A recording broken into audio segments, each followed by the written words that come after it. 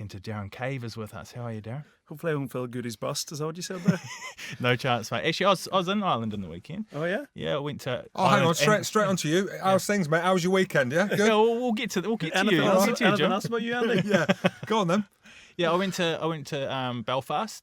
Did the Black Cab tour. Amazing. One of the best things I've ever done in Europe. What a life you've had then. But I like Ireland. I do. So just tell me. And this is my sister was born in Northern Ireland. She was born in Antrim. So we lived in Londonderry. I call it Londonderry, or is it Derry? You call it Derry, Londonderry. All right. Derry, Londonderry. We lived there. Now, Northern Ireland and Ireland. That's the Guinness there. It's been, lovely. Sorry. It was under producer Tim's armpits. It's nice and warm. Rustling Someone around in the shook bag. this. So, someone shook. So Ireland. So are you Irish or Northern Irish? I was actually going to bring that up because I saw in your tweet earlier, you said we're having Northern Irish royalty. Yeah. Which is coming on the show later, but it's not me. And yeah, it's a strange one. I've had a British passport my whole life, yet I've played rugby for Ireland. It just seems normal to us. To everyone else, it seems a bit weird. So Irish or Northern Irish? How would you? Are you Irish? Yes or no? I have an Irish passport. So Are you yes. Irish? Yes, you are. Yeah, I think I'm British, Irish, and Northern Irish all at the same time. Okay. So there you go.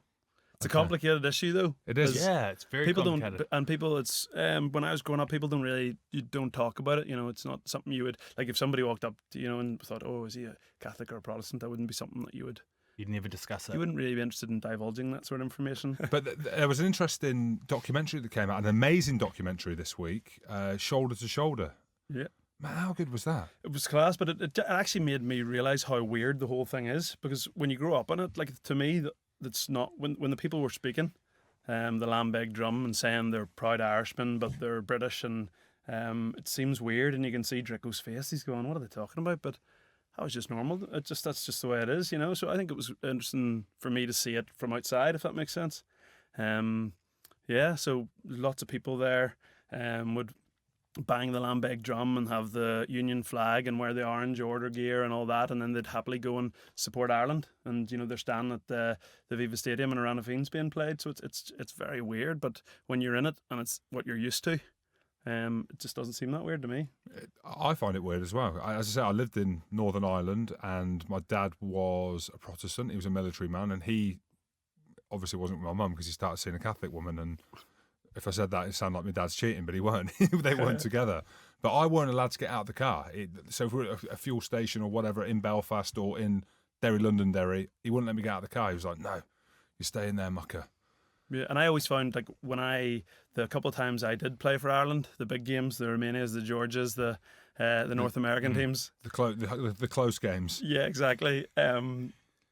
The whole anthem situation, it's very, very strange. Actually, look at the other home nations and the Six Nations very enviously. You watch the Welsh belt out their anthem, and I actually don't think it's their official anthem, but and you see the same in Scotland. Yes, we did. And you think this is class, and Ireland's just not like that. But why is it not like that? Because it's a complicated issue. People from south of the border, they think, well, their anthem of Ireland is Aranafene, or the Soldiers' Song. So they sort of think, well, why is this Ireland's Call being played? It's not just a made up song. So I always really respected the players from south of the border that would sing Ireland's Call, because I felt by doing that, they were sort of including the northern boys. Did anyone not though? Did anyone not? Some say, people. Hit us. Who? Who? I'm not naming. Big John Hayes belted. He belted it out at the Crook Park, and the tears came back. Yeah, really? Yeah.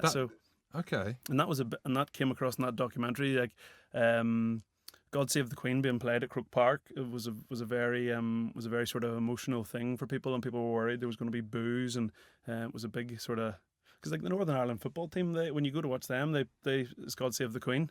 Yeah. So right. you could stand and watch in Belfast, Northern Ireland play whoever. God Save the Queen, and then the God Save the Queen is a British anthem. It's not the English anthem, is it? Because a lot of Scotsmen, my dad included the kit man for Scotland, who was a military man. So when the two anthems come on, Scotland anthem followed by the England one, he'll sing both. Yeah. And initially, the younger lads be like, "What are you doing?"